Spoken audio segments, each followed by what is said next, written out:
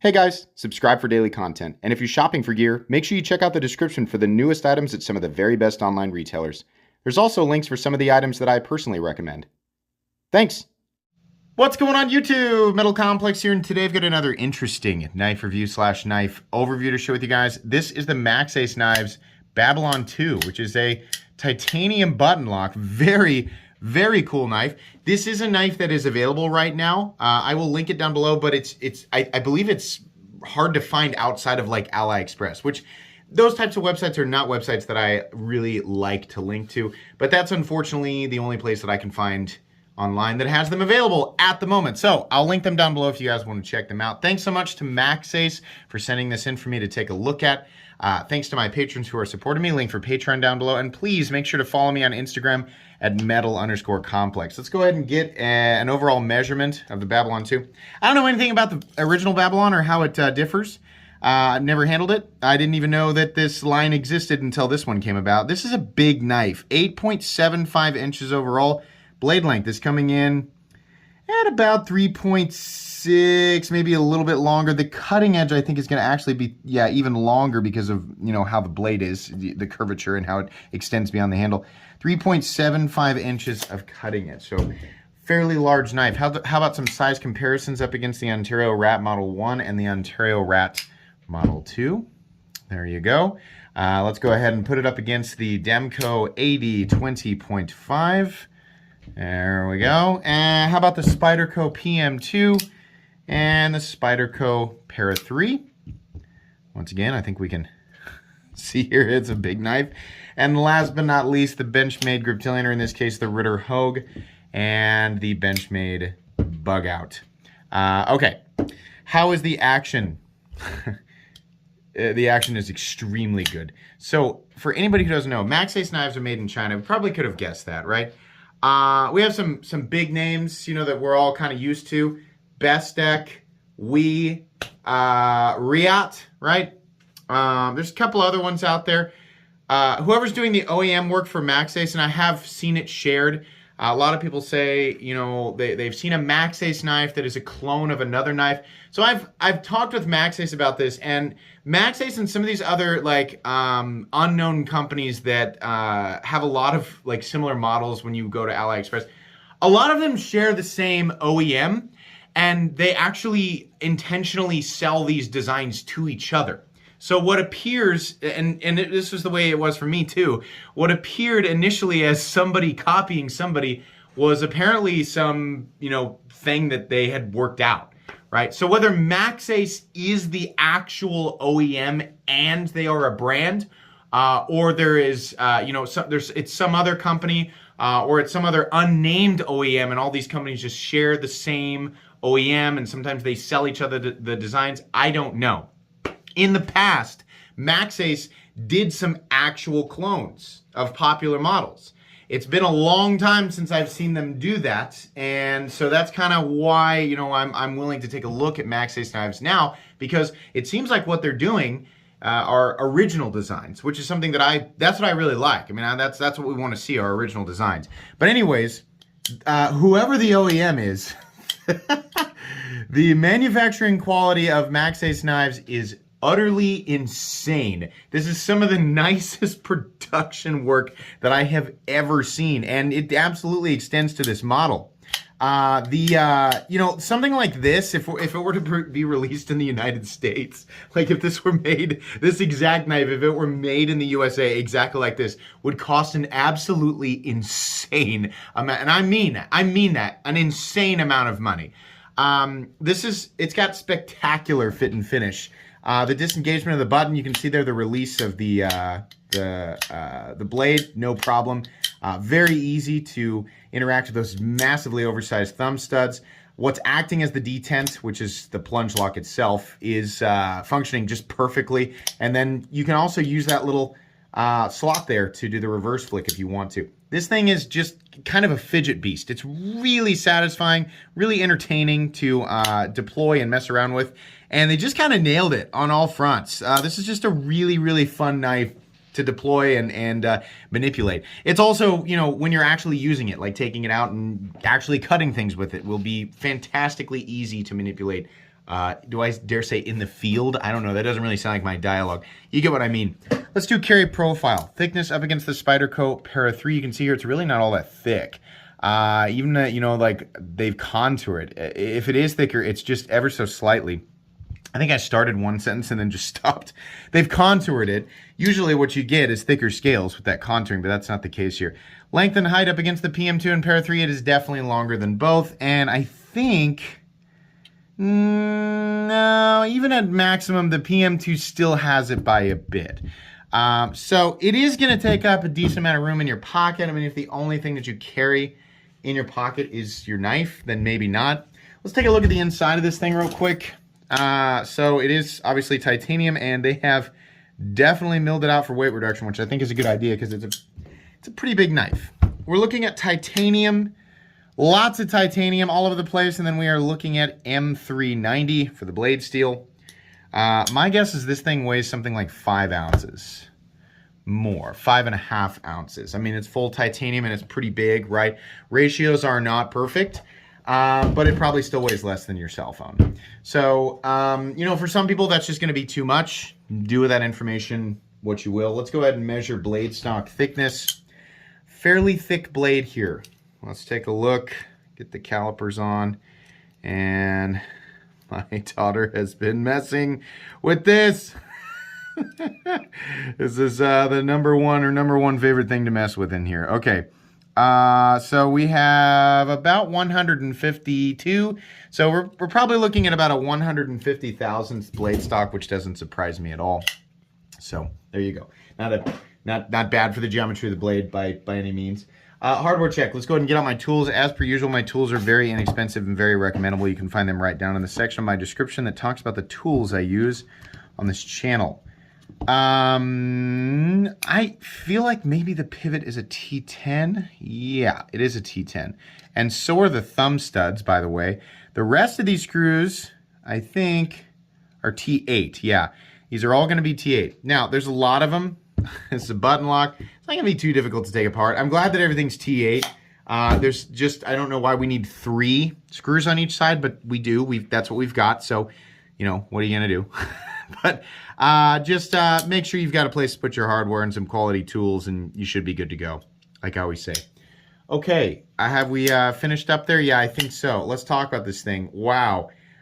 This is ergonomically very, very comfortable. This thing is absolutely made to comfort your hand, for sure. There's some obvious places, like this is where they want you to put your index finger, and then they want you to put everything else back here. Can you choke up here? I don't know, kind of. It's not my favorite place to put my finger, but you can if you want to. Just be real careful about running your finger up on that edge there. This right here is pretty darn comfortable. You can see how well they've chamfered all these edges. Look, I mean, let's just take a moment to freaking appreciate the work on the titanium here. Can we see how we've sculpted around the screws, right? They sort of come up to the lips around the screws there. I mean, this is just unreal. This is not the type of machining that we see even on a lot of the, you know, the nicest Chinese production knives that we see in this direct competition zone. We're not seeing the same type of stuff. One thing that I'm bummed out with a little bit. Look at this beautiful diamond pattern that they applied only to the safety, which we'll talk about. That's really cool. But it would have been so cool in here. That would have looked amazing.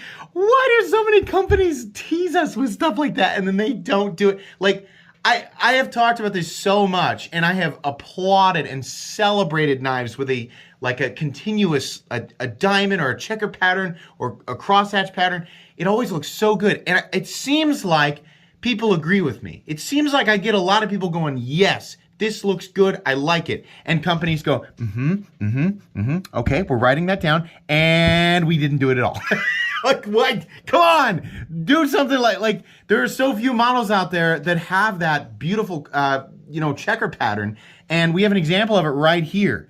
This area right here is so open and blank. As beautiful and interesting as this knife is, this area in here is so blank. It would have been really cool to get, it doesn't have to be the same pattern, and maybe that would have been a little bit too busy, but something in here would have been really cool. But it's still like the amount of, complex machine work that's going on is really great. It's very impressive.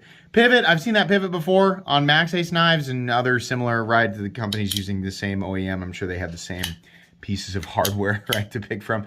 It looks good. There's not really much more to say about that. The thumb studs are kind of like ridiculously oversized. They're kind of insane and they're way, way into the cutting path. You can take these off. In fact, I did just to see. There's just another hole behind here. It looks a little bit weird, but I think after a little bit, you'd get used to it. So if you find that, let's say you buy this knife and you're like, I'm missing out on like 3/4 of an inch of cutting edge when I cut straight down, which to be fair is not often how we cut, right? Usually it's like this. But if that's bothering you, you can take those out because you really don't need the thumb studs to deploy the knife, right? It just looks a little bit funny. After a while, you might get used to it. So just know that is an option. This has a safety on it. Why would it need a safety? Well, it's a button lock, right? So as you're using this and squeezing on it, right? If you're squeezing on it here, you're choked up on it. It's possible your index finger can engage with that button, right? Now, if that lock, which has, it takes a lot of deliberate effort to engage or disengage that lock. If it's locked out, it doesn't matter if you're left-handed, right-handed, if you're choking up, it doesn't matter at all. It's not going to disengage, right? You can also lock in the closed position, which I don't know why you would need to, but you can. Is it absolutely necessary to have that lock on there? No, but it does relieve any worries of, will this disengage if I use it hard, if I squeeze it hard, if I, once that thing's locked out, it's not going to disengage unless you're doing some, ridiculous cold steel testing type of stuff with your knife.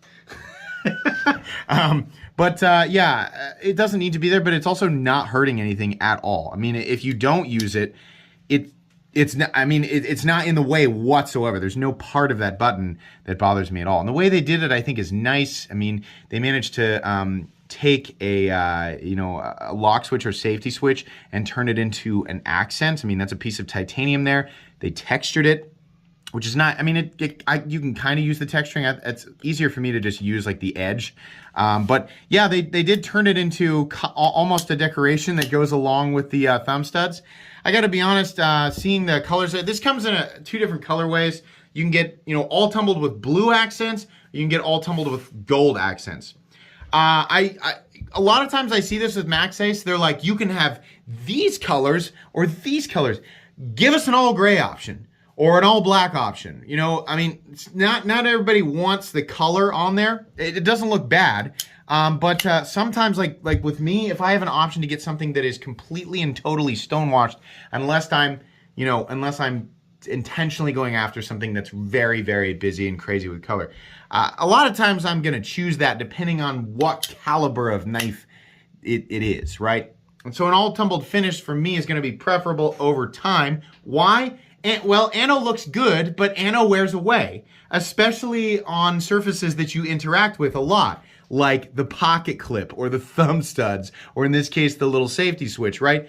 It's going to wear away and kind of like, anybody with a, I don't know if the Sebenza thumb studs are actually Anno or if it's just like a heat applied blue, but that stuff wears away. Anybody who EDCs a knife that's got Anno on it will tell you it will wear away over time, and it kind of looks, if the whole thing is tumbled or stonewashed, right, then it looks fine.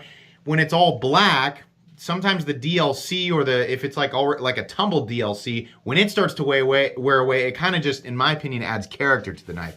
Anyways, I'm getting really into the opinionated part of, the aesthetics of the knife here. It would be nice if there were some other options, some plainer ones, and we didn't always have to choose just color, right? This knife is very reminiscent. A lot of people will say, oh, that's a copy of the Matrix. No, it's a copy of the Matrix. No, it's a copy of the Stitch, right? Yeah, there's a lot of knives out there that share that S-shaped curvature with a hole in the blade that kind of looks like a triangle. That's pretty vague, right? It's not like a company can go, nope, we own the slight S shape with triangle in blade. That's our design. Nobody can get anywhere near it. No. No. there's like, I mean, if we're gonna say that's a copy, I've reviewed like literally 120 knives that share a similar design, aesthetic. So no, but yeah, it does kind of share some traits with some of those models there. The blade has this sort of downward slanting tip. Whether we call that, some people call it reverse tantos, people call it, a sheep's foot or modified drop sheep or whatever the heck you want to call it. That's kind of a long running joke on this channel. And the truth is I don't really care. If you majored in, blade shapeology, here's the blade shape. This is kind of what it's doing here. The tip is slanting down, which is something I actually prefer for EDC. I like to be able to get my finger up there. It just makes it a little bit easier to do a draw cut, right? Which is, that's the type of stuff we're doing with our knives. We're not doing ninja stuff. That's for the, the moment, like in the marketing right before you buy it, right? That's what that's for. What it's actually being used for is the opening boxes and doing regular boring person stuff, right? So that's why I like the downward slanting tip. It is very pointy though, definitely. So puncture tests will be able to be completed very easily with a tip like that. We have a flat that carries out about 70% the length of the blade. We have a nice swedge up here. These edges are definitely sharp because they've opted to go with a satin finish, so none of this has been knocked down. Not that big of a deal, but it's like I always say, I think a tumbled finish looks better, and it knocks surfaces down that don't need to be sharp on a blade. There's only one area that needs to be sharp on the blade, and that's the edge. So they did a good job with the satin finish. It reminds me a lot of Riot's satin finish, which looks good. These areas in here are kind of like really heavily blasted, right? And then the edges inside here are chamfered, but they're also still kind of sharp. The whole thing being tumbled would have just been better. But, what are you gonna do? Down at the edge, this is not super thick, not super thin. As far as how it actually slices, it's a pretty, just feeling it out, a pretty bitey edge. Yeah, it's extremely slicey. This is extremely slicey, which proves that, even when you do that, when you feel it out, you're like, oh, well, I know the paper cut test doesn't cut much. I mean, there's a lot that's going to come into play with how well something cuts. What are you cutting? How thick is it? How well is the edge sharpened? Is it a flat ground blade? Is it a hollow ground blade? Where's the flat on the blade? What's the shape of the blade? There's a lot of different elements there.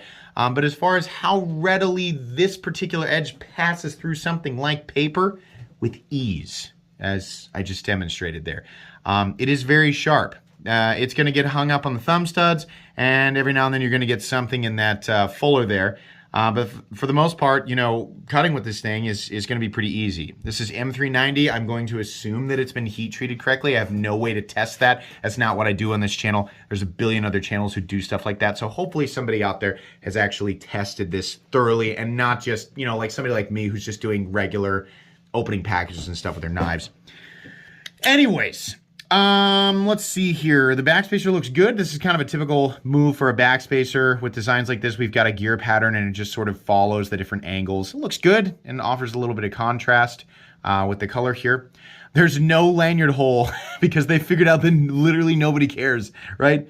I care. I mean, okay, all right, okay, there's still a guy. There's still one. I do not like these pocket clips with the ceramic ball.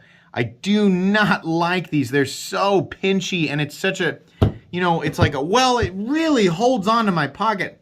I can't remember a time where I was like, thank God my pocket clip retention was that tight, right? I've just, found myself jumping from airplane to airplane while doing backflips, and gosh, if the retention on my pocket clip wasn't as tight as it was, well, then I would have dropped the thing in the Atlantic Ocean. Golly. No, I don't really need it like that. And a lot of people like it, and they say, oh, I just like how it looks. That's fine. I like to be able to get the knife in and out of my pants with one hand without having to screw around with the lip of the pocket, pick it up, and I don't want to do that. And pocket clips like this always do that. So I don't really like that. But because of how it's shaped, because of how, look at the amount of effort that went into the pocket clip. It does look nice. They had a little fuller and they dressed it up. It's nice. It's a milled clip, right? It also definitely does not create any ergonomic hotspots. This thing, you could work with this for hours with your bare hands without getting, I mean, your hand will naturally fatigue before any part of the knife actually like wears it out, right? I mean, if you could imagine like holding on to, I couldn't imagine working for more than 10 minutes with the Strider and Medford 3/4 AR. My God, that would be like, that would literally be like working with a knife where instead of a reasonable handle, there was just a pineapple there, right? Or some sort of many-fanged creature or many-taloned creature. That's what you hold on to. No, that would be terrible. This, yeah, plenty comfortable. Absolutely, I would have no problem with this. The stop pin is located back here, and sorry. Can you guys see the stop pin? It's right there. See it? Look at that. Sorry, the stop pin is located here, and it is very large, so no issues there. There's no shouldering, but it doesn't necessarily need it. This runs on bearings. I feel like that's probably obvious, right?